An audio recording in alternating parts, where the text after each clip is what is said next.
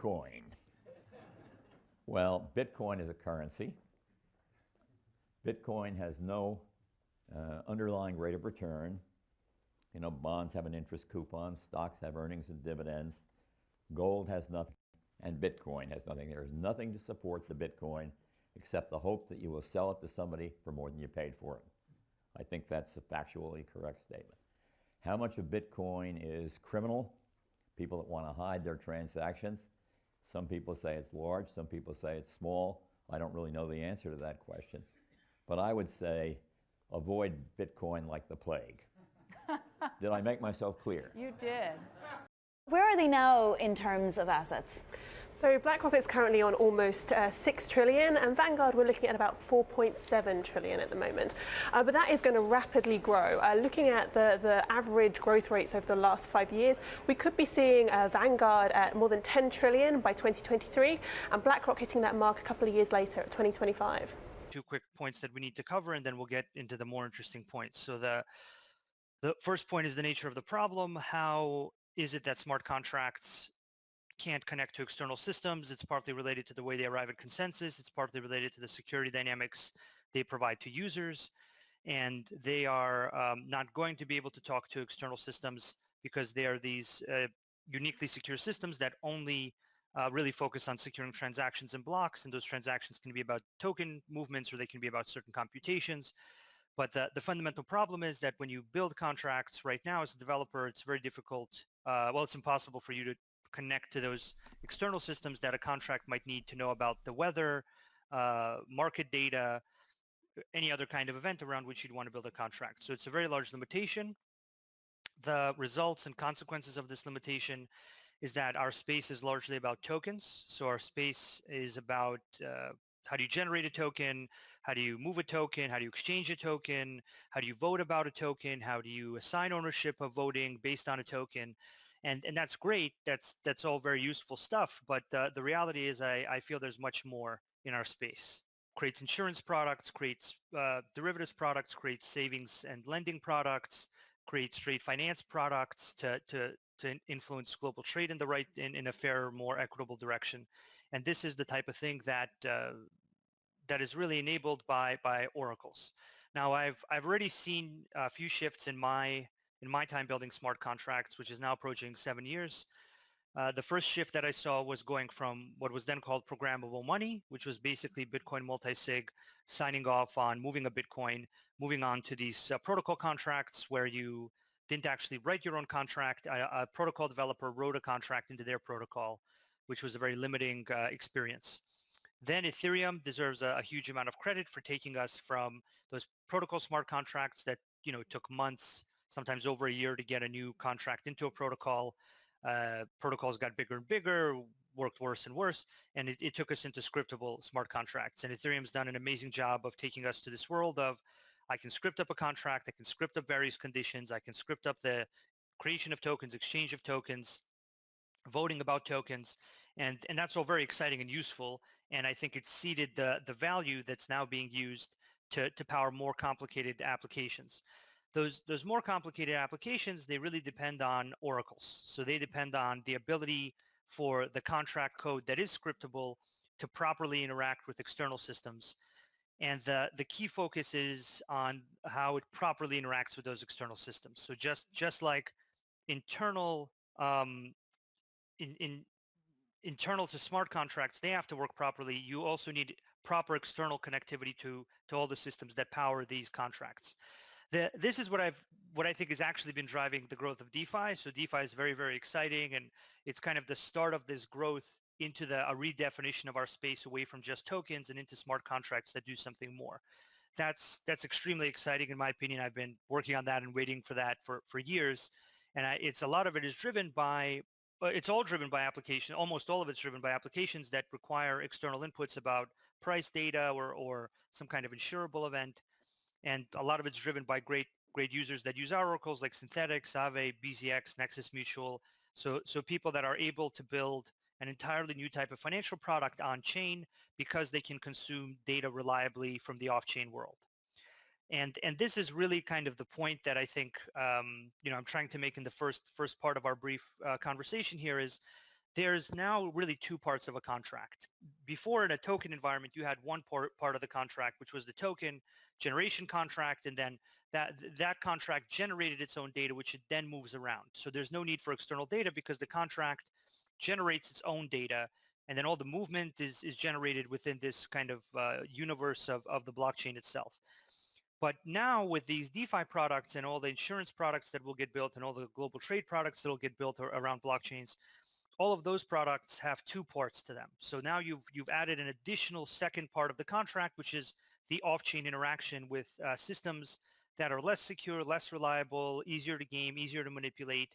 And what you now need to do is secure that additional surface area. So you've created attack surface area in the hope of creating feature richness and expanding what smart contracts can do, which is a very worthwhile goal. But you at the same time have created attack surface area, which you need to secure.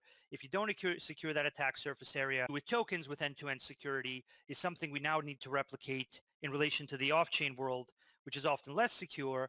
And this requires a number of new approaches that aren't about building a blockchain, and they aren't about building web services. They are about building something called an oracle, which is a unique piece of decentralized infrastructure with its own set of problems, which I'll be glad to go through now. Now, this is the problem that we work on. We work on how do we get a highly decentralized system working for validating inputs, providing access to payment outputs in various tokens in traditional systems, and also connecting to various existing infrastructure, traditional infrastructure, so that contracts can basically get all the inputs and all the outputs they want, and developers can build everything that a web developer could build, but simply in the decentralized ecosystem. And there's a number of considerations where when you're trying to create these relationships between on-chain contracts and off-chain systems that are quite important and unique. Welcome to the Crypto Teacher, and guys, please like and subscribe and spread this all over social media. It is imperative that we get back to learning finances and understand how the world really works, because once we understand how the world really works, we understand that everything is planned out. Now, guys, I want to thank those who purchased the books, Cryptoteacher and WO book, also those who donate to the Cash App, Patreon, also those who are shopping at the store. Much love. Now, guys, of course, we're going to get into Bitcoin and cryptos first. Of course, Bitcoin, cryptos right now are steady. Now, guys, remember I teach you about the fundamentals. Do not forget, of course, stable coins control the market. That's how the Fed controls the market. Same thing with the repo, guys. The Fed controls the market with the stock market. So the fact is that basically make sure you focus on volume, the stable coins, and remember XRP is, of course, our new indicator. Now, the fact is that basically we did get a check yesterday on Tuesday. What did we do? We pumped. Last week, we got a check on Tuesday. What did we do? We pumped. So I showed you the repo market. I think we get another check next Tuesday. So guys, make sure you're paying attention to dates until they change things. Plain and simple. The fact is that basically they will put this picture out to you like computers are the smartest thing in the world. No, you are. They have to program those computers or something. We just have to find out what's the program. So guys, just make sure that we're understanding that we're the smartest creation that's ever been built. Your brain is software. Now guys, going over the videos, basically with Vanguard, we have John Bogle, the founder of Vanguard. I've done videos on Vanguard, BlackRock, how much assets that they own. Just like I said, basically they own like 70% of all the major corporations. And just like I said, I've been into detail about these two companies. But the fact is that guys, Vanguard and Symbiont have built, of course, a partnership to bring all those assets onto blockchain. Now, of course, you had Vanguard founder saying, Bitcoin is a plague. Guys, we all know what they say. We don't care about what they say. We go in the back door and find out what they're actually doing. We look behind the curtain. Now, basically, if you go over Symbiont, now, of course, Symbiont employee, he makes a comment, and then at the end, he says, at Chainlink. Now, of course, basically, Vanguard and Symbiont, on Vanguard's Twitter feed, it says that, hey, we have this partnership with Symbiont. Now, that just happens to be at the same time that Chainlink, starts to rocket. So guys, the fact is that basically we have to make sure that we're putting the pieces together. Now, why is Chainlink so important? Because Chainlink, of course, is smart contracts, and they allow you to go off-chain, on-chain securely. Remember, he said that's the biggest issue that you have. And of course, with Vanguard, of course, that is perfect for them. So guys, make sure that we are, just like I said, are putting the pieces together. Now, the fact is also, basically we have Vanguard, which is hilarious. They have a patent to avoid taxes in their mutual fund. So guys, we know that the biggest crooks are, of course, the banks. So the fact is, they're going to tell you one thing, but behind the scenes, they're going to do another.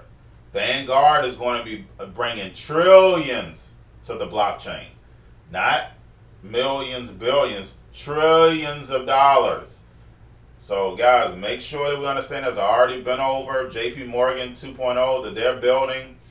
So just make sure that we're staying focused and also piecing the puzzles together.